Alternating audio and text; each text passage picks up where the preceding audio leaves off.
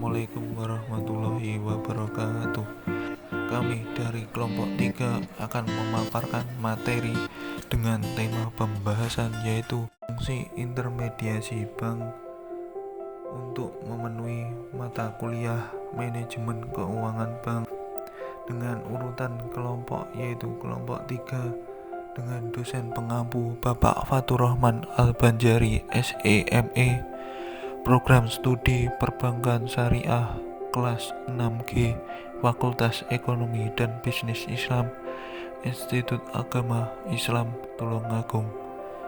Untuk kelompok 3 ini terdiri dari 3 anggota yang nantinya masing-masing anggota akan memaparkan materi yang terdiri dari 5 subbab.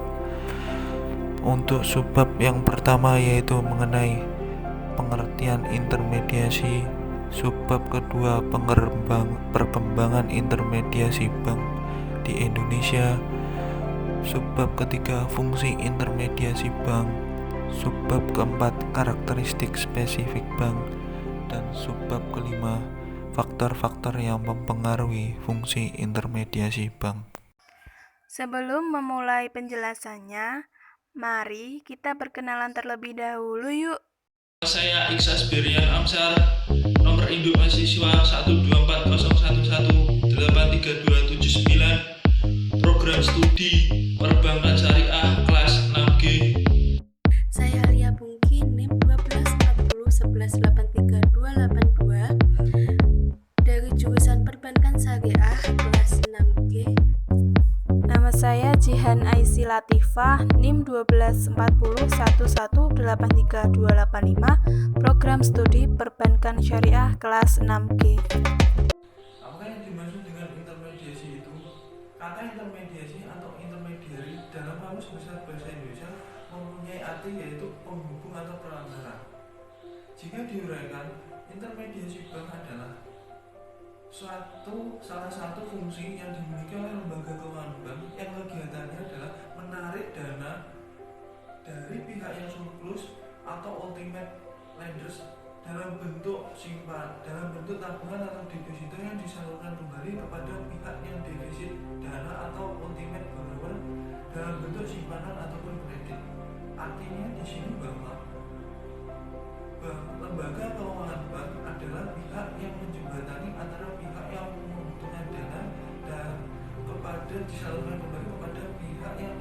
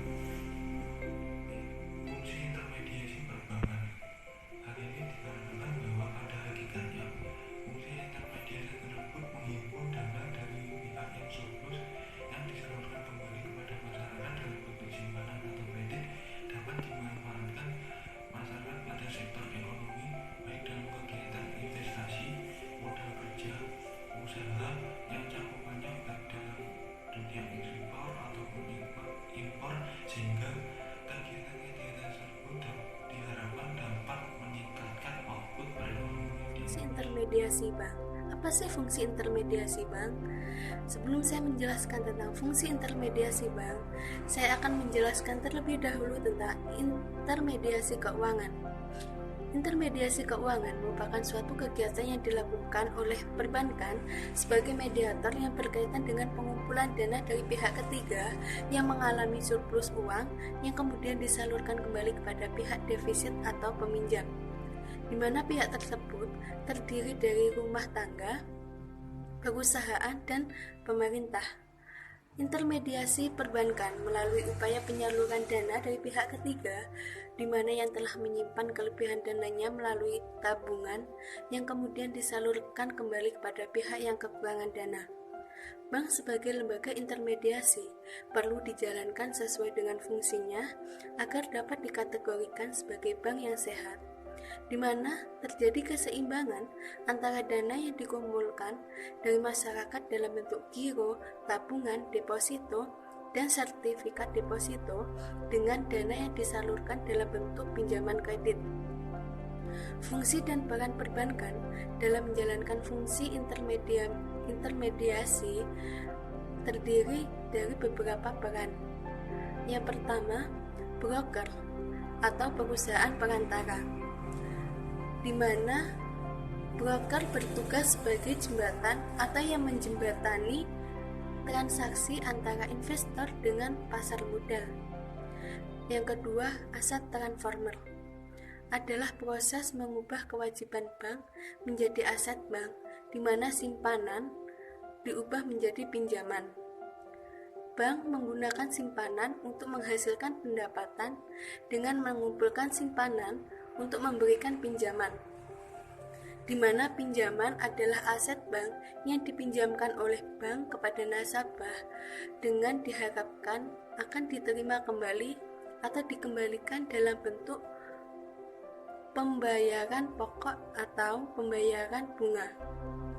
Yang ketiga, delegasi pengawas, seseorang yang bertanggung jawab untuk memantau atau mengawasi kegiatan keuangan secara langsung. Yang keempat, penyedia informasi, di mana yang bertanggung jawab dalam memberikan sumber-sumber informasi dalam laju perekonomian yang ada di dalam maupun di luar perusahaan. Sedangkan fungsi intermediasi itu sendiri yaitu untuk menghindarkan kekhawatiran dan mencegah terjadinya rush money.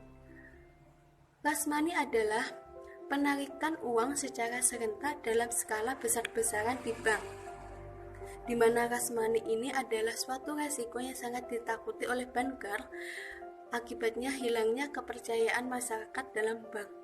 Sehingga dengan pendekatan intermediasi, bank umum akan jauh lebih efisien dan menjadikan sebagai bank yang sehat, di mana terhindar dari resiko-resiko yang dapat menurunkan tingkat dana pada masyarakat. Selanjutnya yaitu karakteristik spesifik bank. Karakteristik spesifik bank merupakan faktor-faktor yang berasal dari kondisi internal perusahaan yang dapat dilihat dari neraca dan laporan laba rugi. Dengan ini digunakan 4 faktor utama dari karakteristik spesifik bank untuk menentukan kebijakan struktur modal. Yang pertama, profitabilitas merupakan tingkat kemampuan bank untuk menghasilkan laba selama periode tertentu yang dinyatakan dalam persentase.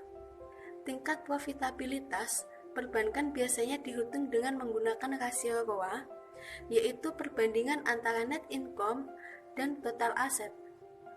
ROA mencerminkan kemampuan manajemen bank untuk menghasilkan kemampuan atau keuntungan dari aset bank. ZES atau ukuran bank yang menunjukkan skala usaha yang dilakukan oleh perusahaan.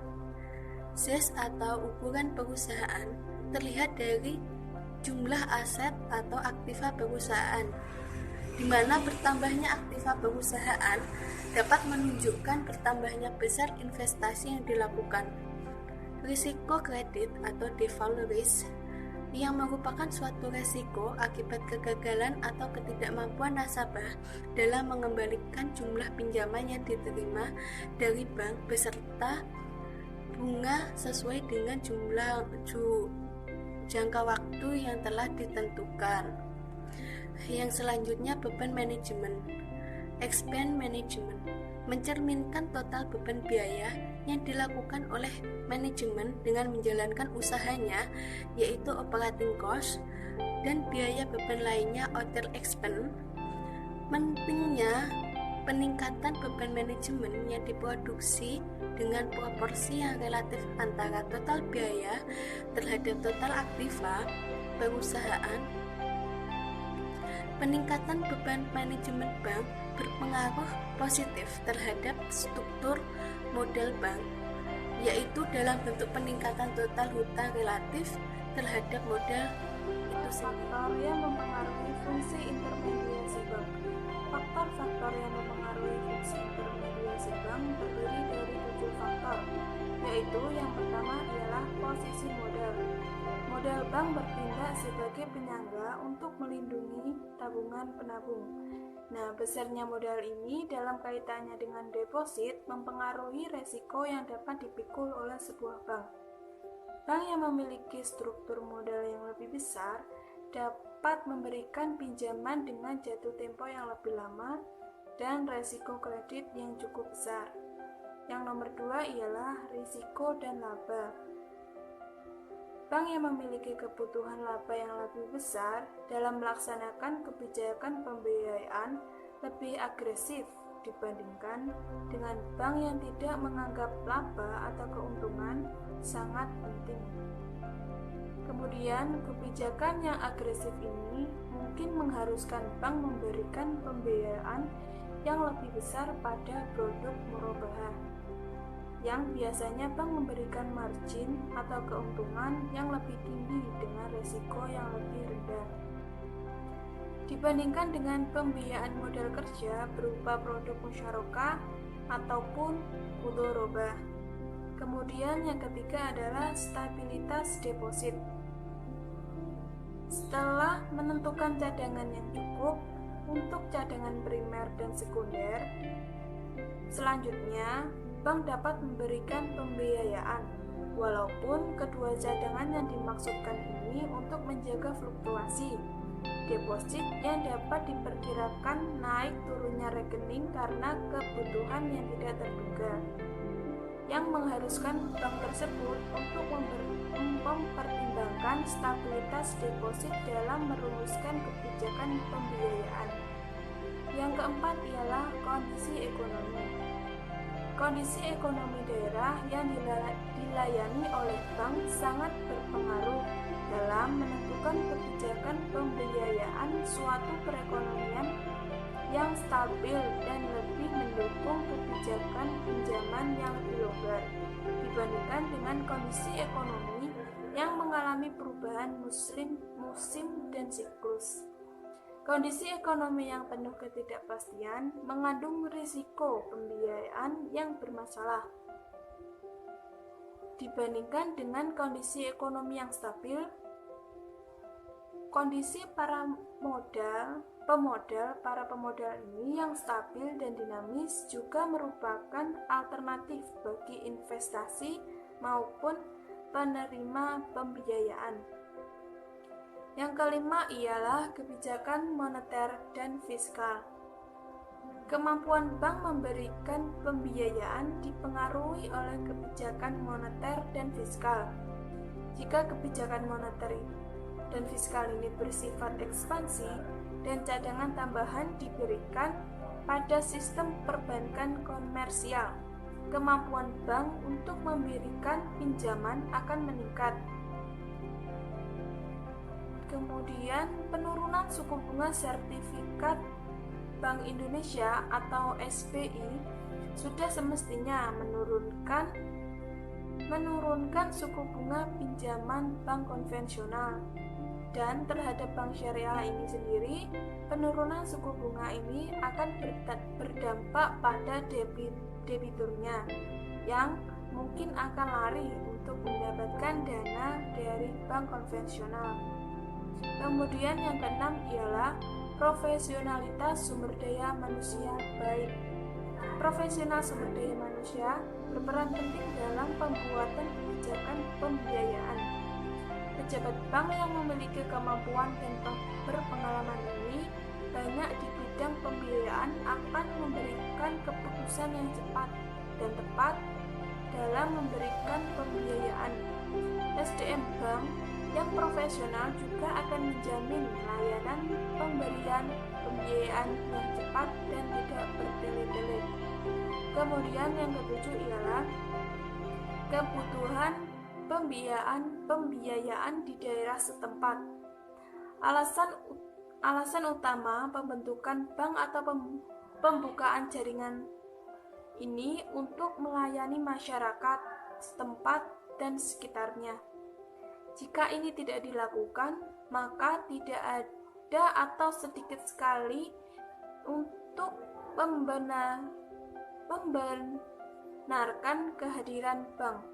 Bank secara moral terlibat untuk memberikan pembiayaan kepada masyarakat yang mengajukan permohonan pinjaman yang sehat dan logis. Pemaparan materi pada kelompok 3 ini, kami berharap video ini dapat memberikan wawasan dan menambah pengetahuan khususnya dalam bidang ekonomi. Terima kasih telah menonton video ini. Kami selaku kelompok 3 memohon maaf apabila terjadi salah pengucapan ataupun pemilihan diksi kata. Wassalamualaikum warahmatullahi wabarakatuh.